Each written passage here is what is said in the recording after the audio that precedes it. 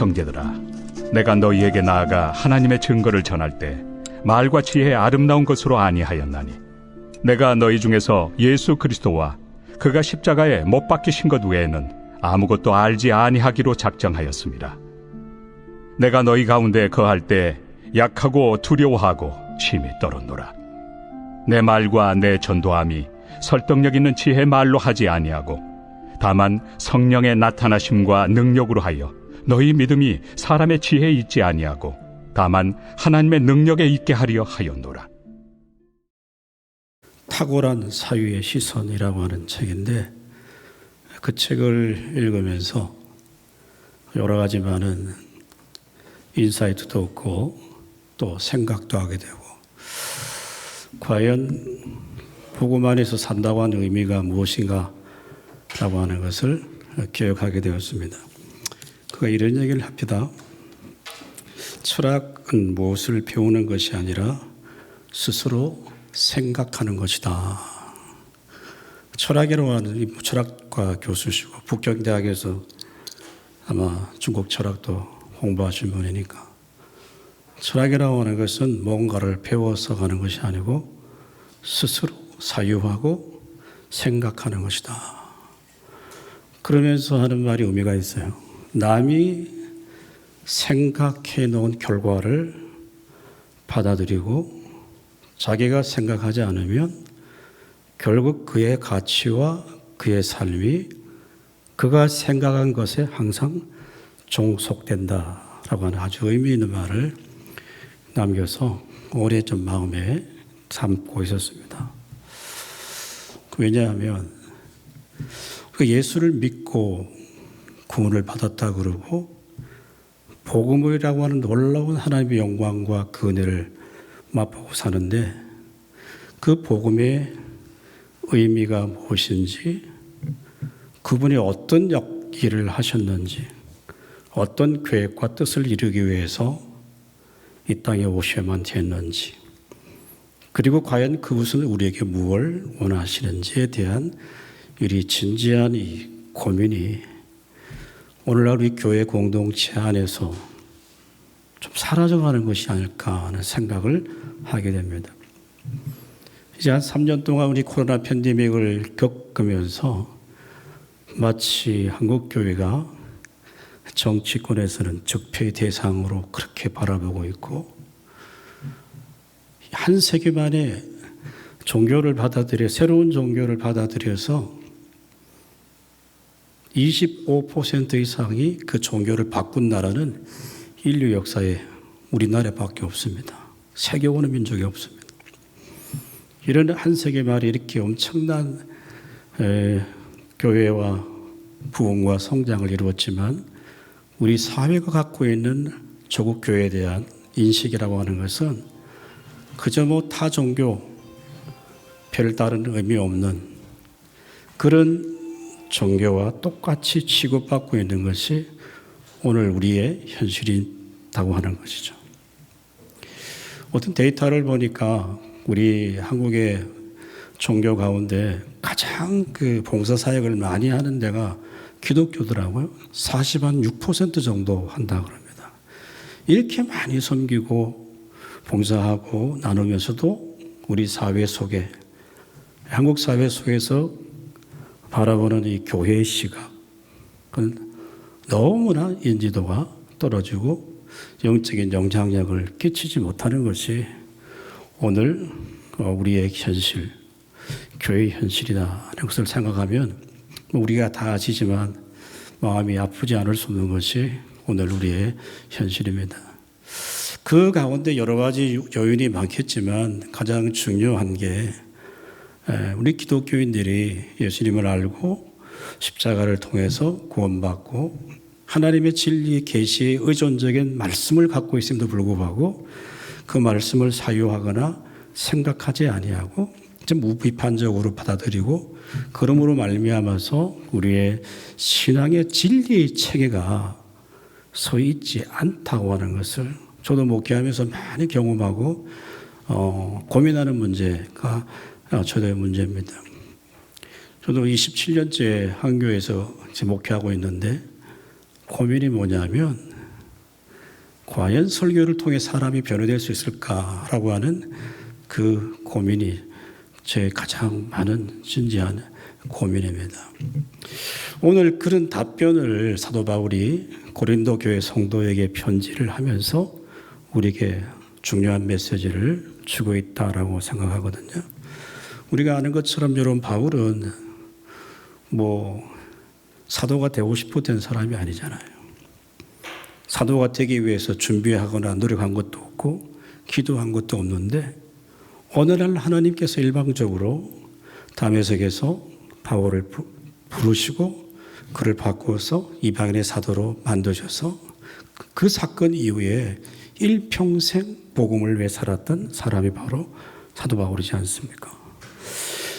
그는 아시아에서 복음을 전하기를 원했지만 성령께서 그를 다시 마게도냐로 유럽으로 부르셔서 이제 유럽 전역의 교회가 세워지고 이 고린도 교회도 어쩌면 자기 의지와 상관없이 하나님께서 의도적으로 고린도 교회에 부르셨죠.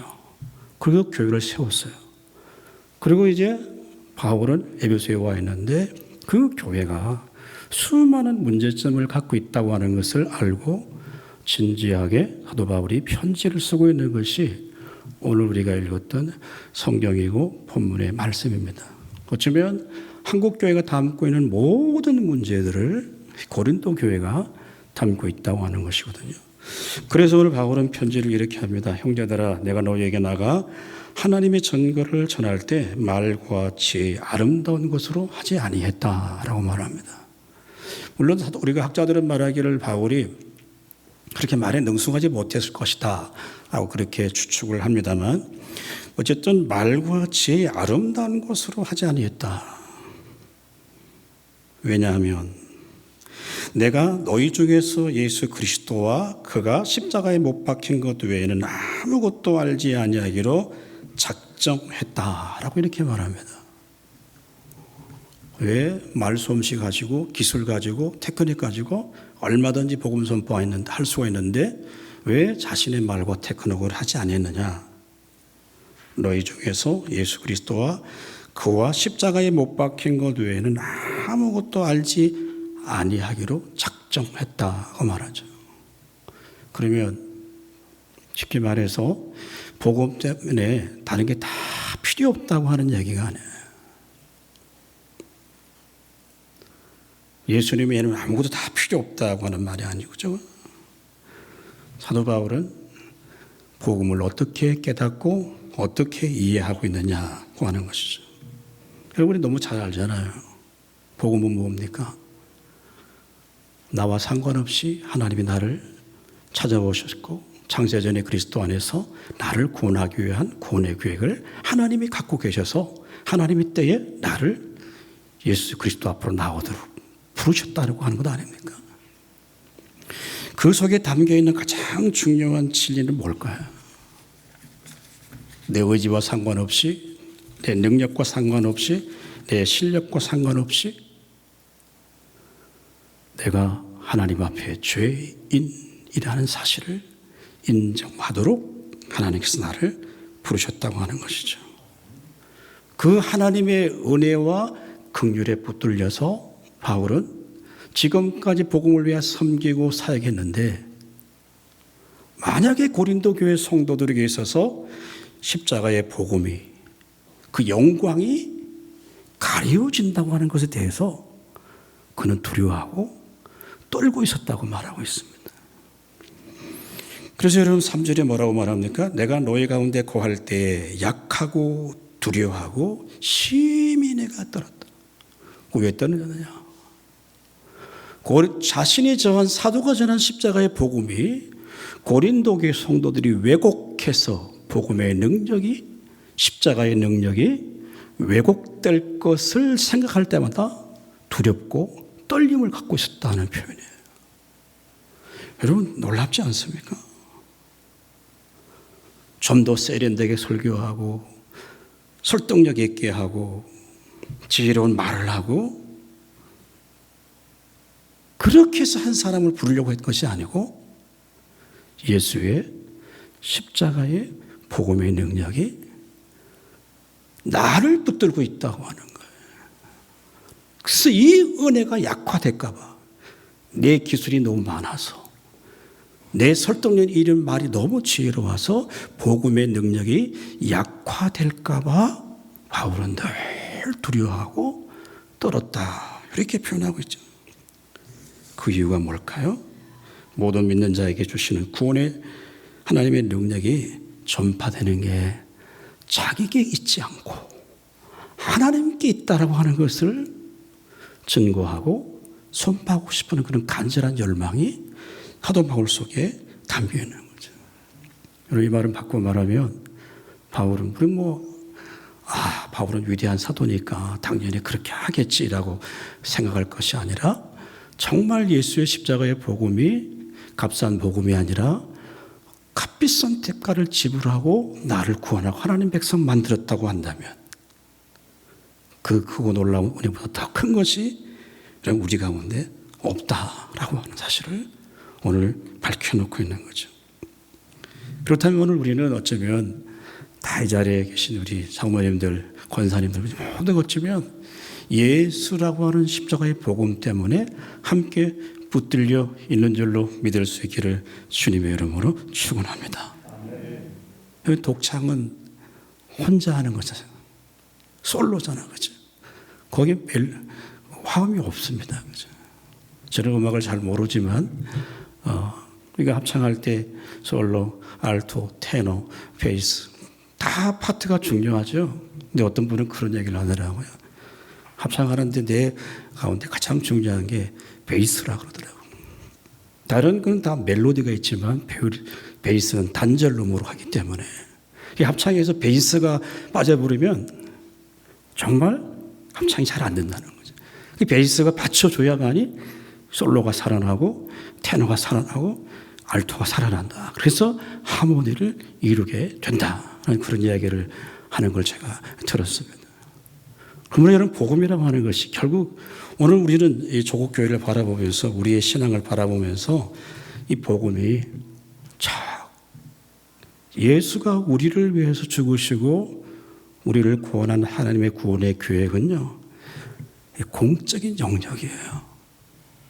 그런데 예수의 십자가의 복음이 전부 개인화되고 개인 소유화되기 시작할 때, 그때 복음은 철저히 왜곡되고 무시당할 수밖에 없다고 하는 것이 복음 속에 담겨있는 가장 중요한 원리 가운데 하나입니다.